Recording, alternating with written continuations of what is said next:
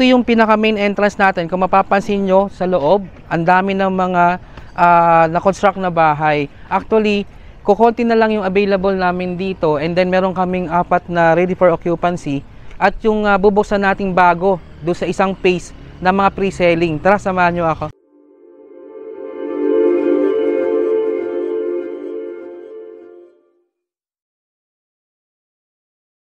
Good morning mga home buyers, home viewers. So dito tayo sa pangatlong house tour natin dito sa Loma de Gato Projects. Yung nakita nyo sa aking likuran, ito yung Kyla Prime. Yung Kyla Prime is a 2-story single attached. Meron tayo ditong 3 bedroom, 2 toilet and bath at 1 carport. Tapos meron din tayo ditong balcony. Yung lot area nito, 89 square meter. Floor area is 94 square meter. Samahan nyo po ako muli para magbigay ng panibagong house tour dito sa Loma de Gato. Tara!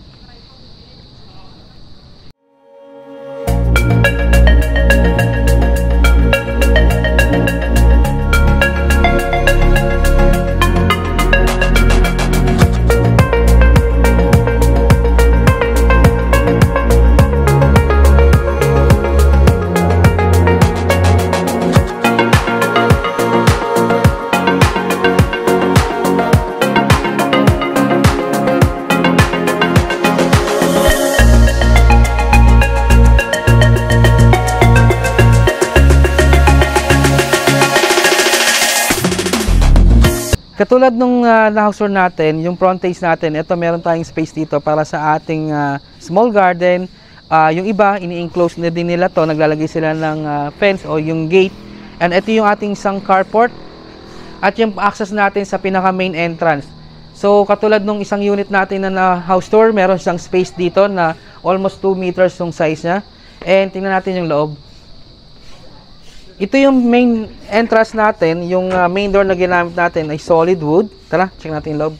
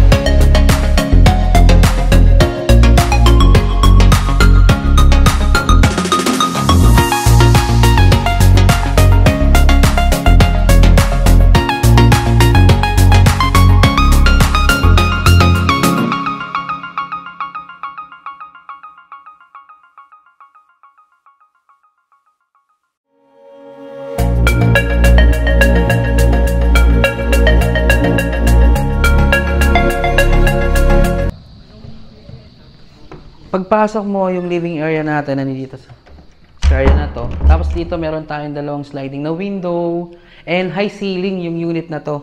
Tapos naglagay tayo dito ng console para pwede ka rin maglagay ng TV set dito kung gusto mo. And dito sa side na to, nandito yung ating dining area.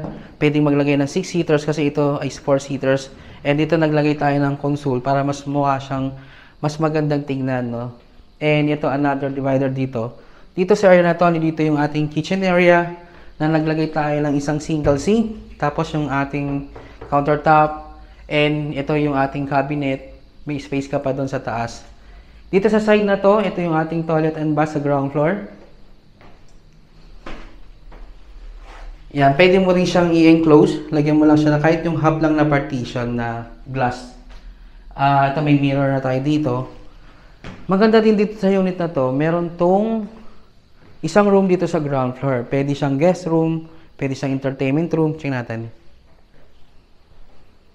Or pwede siyang yung sa elderly, kung meron kayong mga elderly na kasama, tamang-tama ito kasi marami naghanap sa amin ng mga house na gusto nila, meron silang room doon sa baba para sa kanilang elderly. So meron tayo dito na abang na yung ating window type na aircon at meron tayo ditong sliding na window. Bago pala tayo makita sa second floor, nakalimutan ko, ito yung access niya papunta doon sa kanyang service area. Pwede mo siyang extend laundry area or pwede rin siyang daily kitchen, no? Extend mo lang sa likod. Tara, tingnan natin yung second floor. Pag akit natin, bago tayo makyat, meron pa tayo ditong space. Pwede rin siyang gawing study area. Tapos dito sa ilalim ng hagdan, pwede siyang storage. At least meron pa tayong space dito sa kanyang papuntang second floor. Tara, check natin second floor.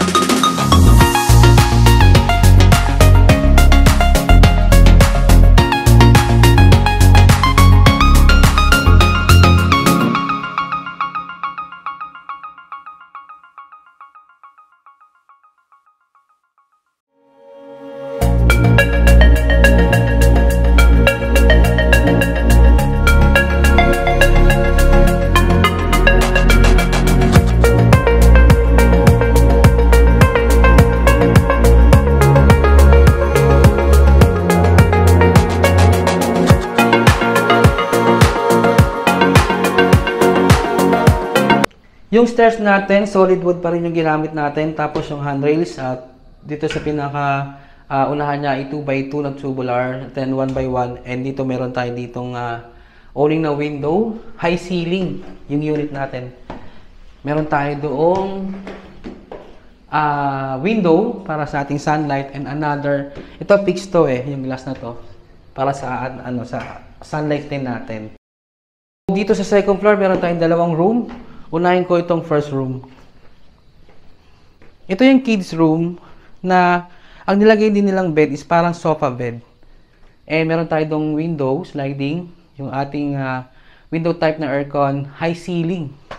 And dito yung space natin para sa ating cabinet o yung closet. Ito yung master bedroom na mas malaki yung space kasi master. Actually ito queen size na bed yung kasya. And meron tayo ditong sliding na window, yung ating abang na window type para sa ating aircon, at yung ating closet na modular. Kung gusto, kasi hindi kasama sa turnover yan yung mga closet na yan. And ito yung ating access dun sa kanyang toilet and bath, kasi two-way. Katulad ng isang unit namin dito, merong access dun sa pinaka hallway niya and dito sa kanyang master bedroom. At dahil ito, meron tong balcony. So, dito sa side na ito yung balcony. Pero bago tayo pumunta ng balcony, makita mo dito, naglagay pa siya ng another divider dito. And ito, meron siyang parang pinaka-ilaw dito. Pwede nga maglagay ng chandelier din. Safe naman kasi naka-enclose naman ng grease tong ating area na to. So, dito yung kanyang access papunta dun sa kanyang balcony. Yan, same din. Nung isang nating model unit dito sa project is, ito ang lawak ng kanyang balcony. Ayan, kung interesado ka sa unit na to, andyan yung aming number sa baba. Pwede nyo po kami tawagan para makapag-send din ng full details. And actually, yung full details lalagyan namin dyan sa description dyan sa baba. Kung bago ka lang sa aming channel, huwag nyo pong kalimutan na mag-like, mag-subscribe, pa-share na po ng aming mga video. And huwag niyo pong kalimutan na pa-hit yung ating notification bell para lagi kayong updated sa bago naming mga house tour. Actually, meron pa kaming isang house na i-house tour ngayon dito sa project na dito sa Loma de Gato. Ayan, thank you for watching. See you on my next video. Yung last video natin para sa pang-apat na barn natin dito. Bye!